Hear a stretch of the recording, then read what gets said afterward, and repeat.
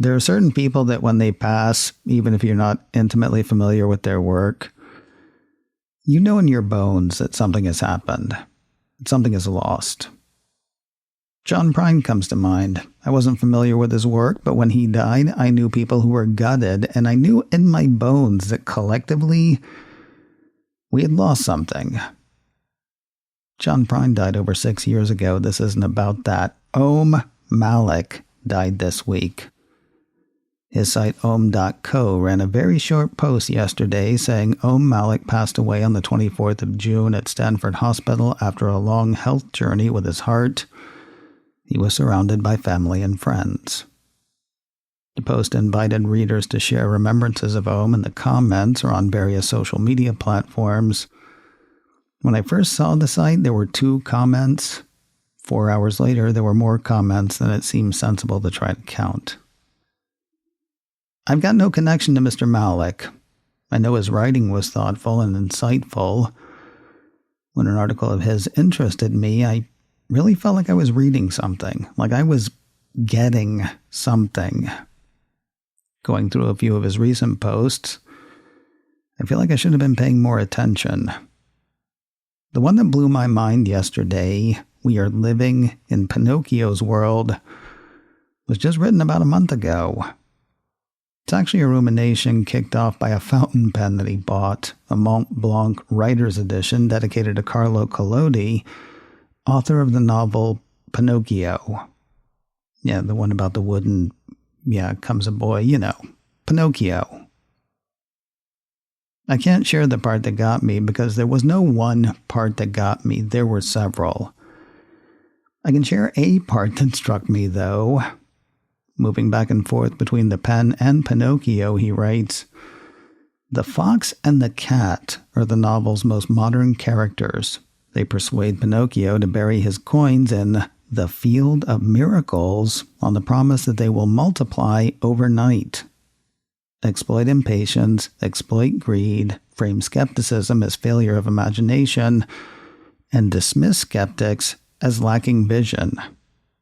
That structure is so familiar, I barely need to name it, but let me name it anyway. Everyone from Jensen Huang to Sam Altman to Elon Musk spent a decade accumulating what I have called symbolic capital, wrote Malik. The reputation, the prestige, the weight of being seen as someone who understands the future better than the rest of us. Now each of them seems to be running some version of the field of miracles, with promises that keep not arriving, timelines that dissolve, products that exist primarily as announcements, and platforms run as machines for generating more reputation, regardless of what they actually do. They don't need to be right, they need to be believed. Velocity is the new authority, and no one has weaponized that more effectively. Agree or disagree, he could think, and he could write. And I think we've lost something. Malik was 59 years old.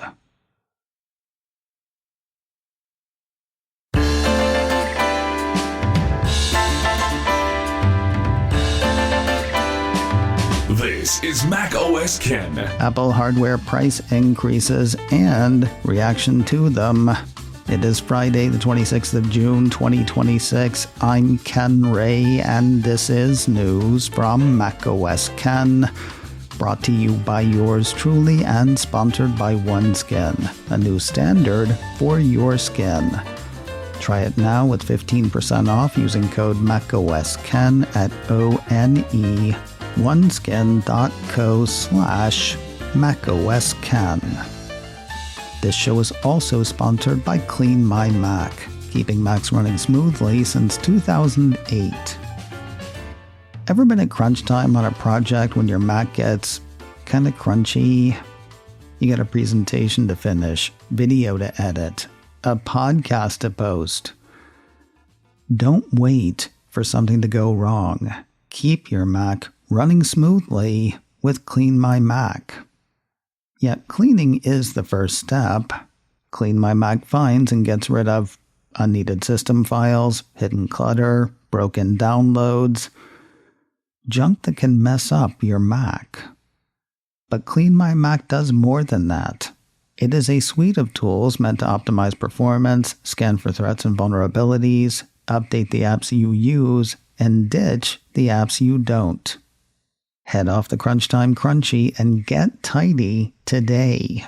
Try 7 days free and use my code MacOSKen20 for 20% off at clnmy.com/MacOSKen.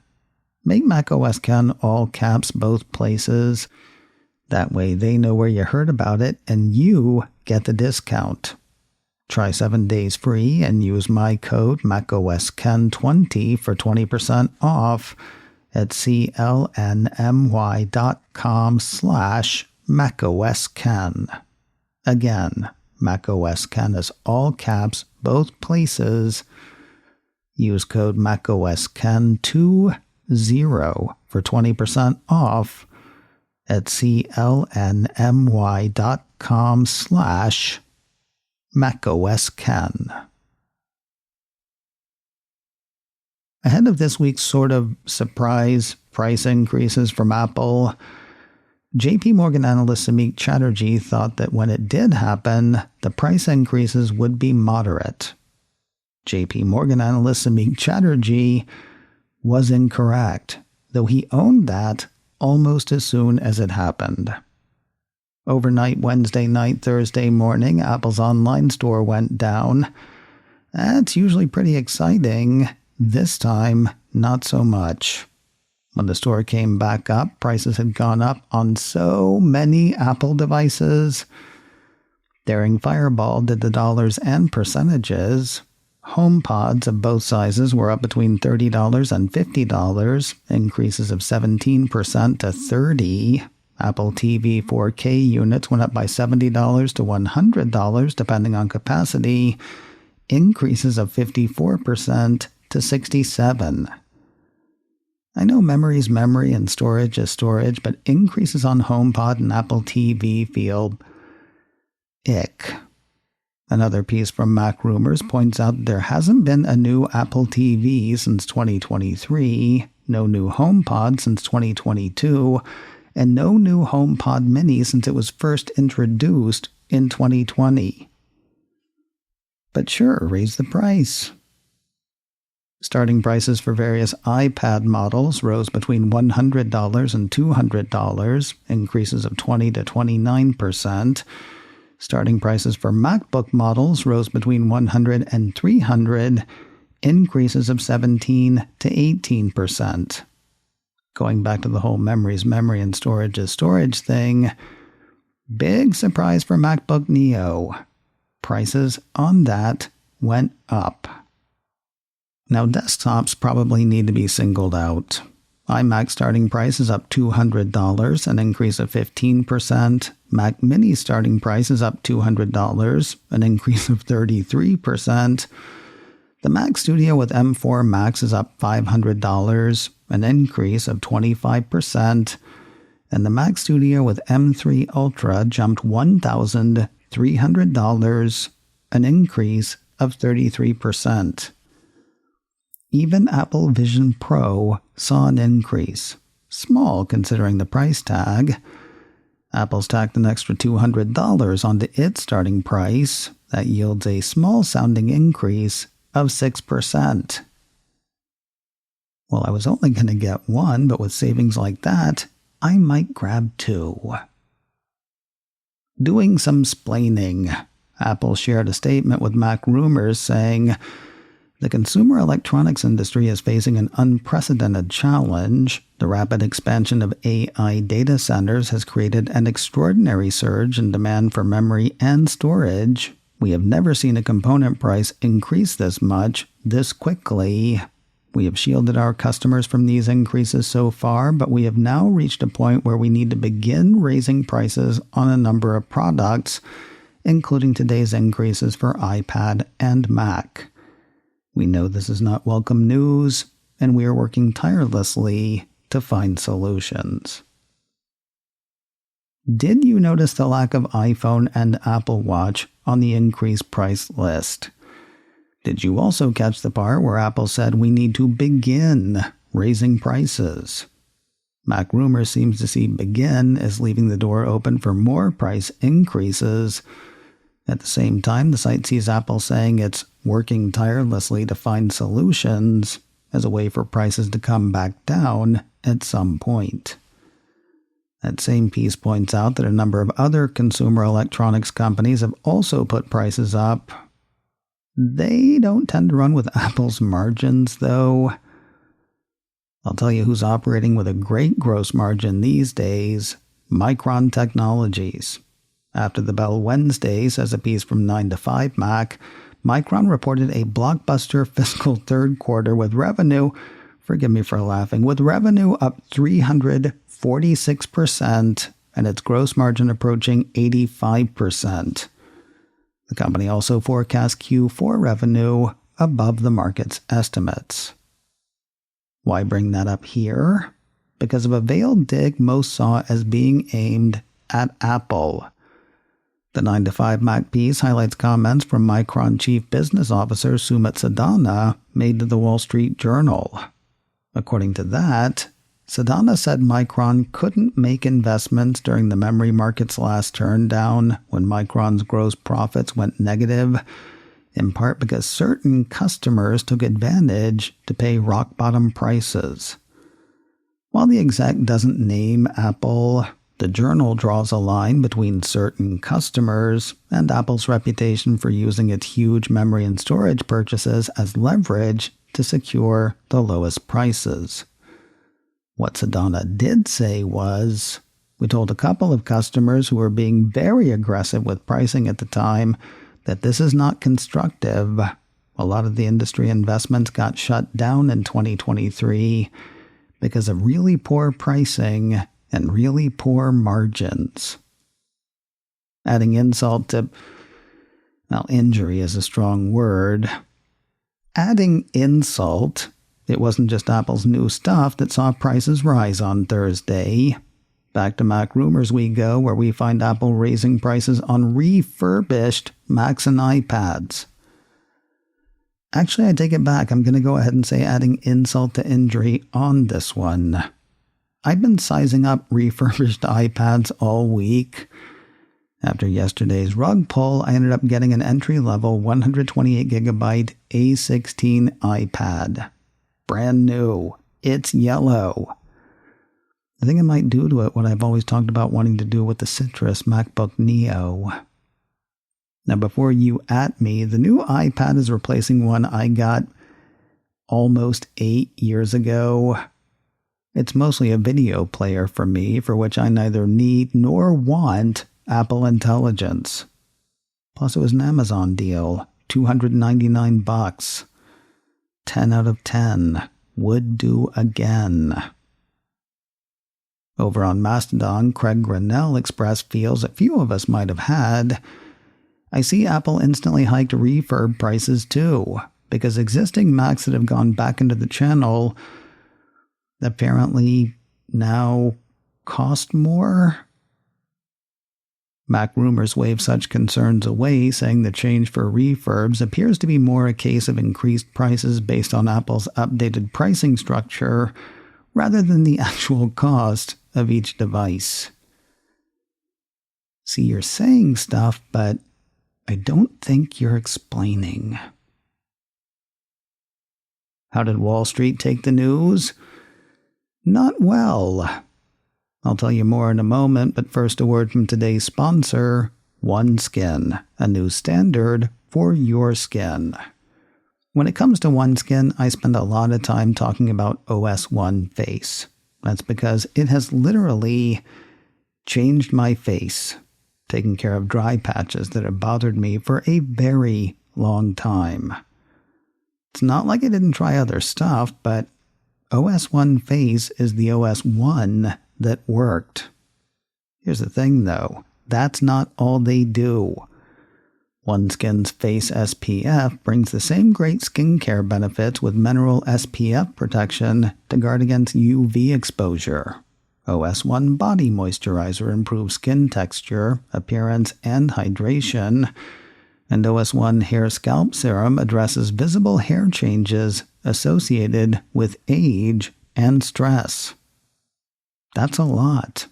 All dermatologist tested, fragrance-free, and suitable for sensitive skin. Give OneSkin a try. Start at oneskin.co/macOSken. With over a decade of research behind it, OneSkin's OS1 peptide is proven to target the visible signs of aging, helping you unlock your healthiest skin now and as you age.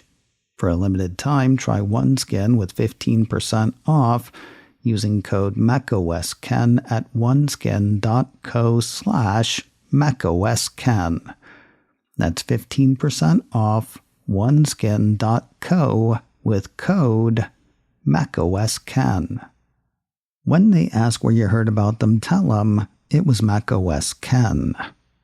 Try OneSkin now with 15% off using code macOSken at oneskin.co/macOSken. Somewhat surprisingly, investors did not react favorably to Apple's price increases. I say surprisingly because you'd think they'd be happy that Apple was aggressively protecting its margin. And yet, a piece from Yahoo Finance says shares in the Cupertino company closed down more than 6% following the announcement. Shares lost right around 18, ending the day at $275.15. Kicking the drop in Apple shares around with friend and financial analyst Rob Black, online at robblack.com, I said my thoughts were that Apple's a consumer electronics company and that Apple just added burden to consumers who are already feeling it at the pump, at the grocery store, just about everywhere. That could lead to a drop in sales volume, which may have led some investors to gather their winnings and push back from the table. While Apple customers might not be happy about the higher prices, they are well heeled in Rob's estimation. They got bucks, flush with do-re-mi. Rob says they can cover the increases Apple announced on Thursday. He thinks yesterday's sell-off was an overreaction. He also thinks Apple will see lower component prices in about 2 years or maybe 18 months from now. Now, it might have sounded like I was making fun of JP Morgan analyst Samik Chatterjee earlier. I was not. Actually, mad props to him. When he wrote earlier this week about expecting moderate increases for Apple hardware, the only hardware he mentioned was iPhone. Would have been easy for him to ignore his previous note or perhaps say when pushed, I was talking about iPhone. Instead, he said he did not see the level of Apple's increase coming. Apple 3.0 ran reactions from a few on the financial front, including Mr. Chatterjee. After recapping the price adjustments, Chatterjee wrote, while the increase in memory costs has been unprecedented in recent years, the magnitude of the increase on the announced SKUs is higher than we anticipated, with our earlier expectations more geared towards the opportunity for Apple to find more offsets and limit the magnitude of price increases. Not that he's turned off. He's got an overweight rating on Apple shares and a price target of $325. Owning his own surprise on Thursday was Evercore analyst Amit Daryanani. Noting Apple's rare move of raising prices intra-cycle, AdRock says the price hikes across select products come as a surprise, as we were under the impression that Apple would wait until the next product cycle before raising prices. While higher memory prices have already been well understood, Thursday's intra-cycle price hike suggests that the magnitude and pace of the cost pressure exceeded Apple's ability to absorb it. Not that he's turned off. He's got an outperform rating on Apple's shares and a price target of $365.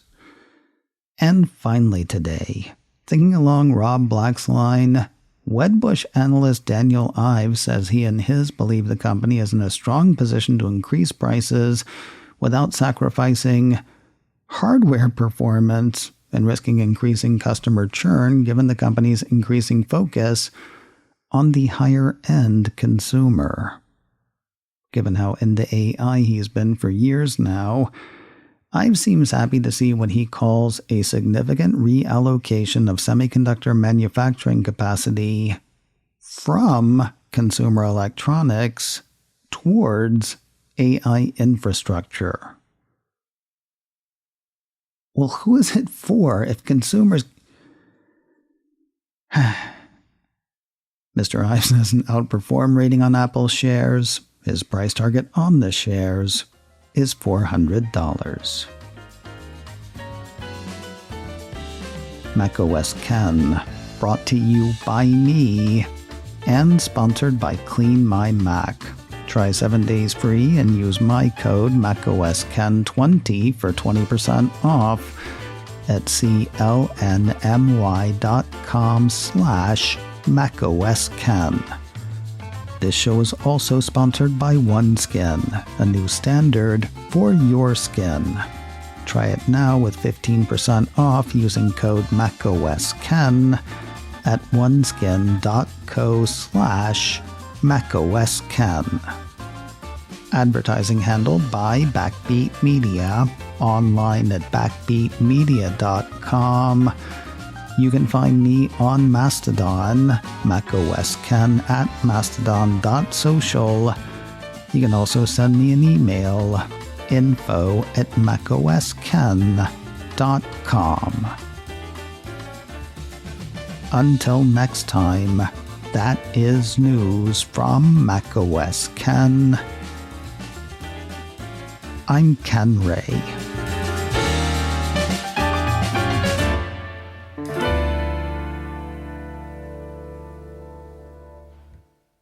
Ciao.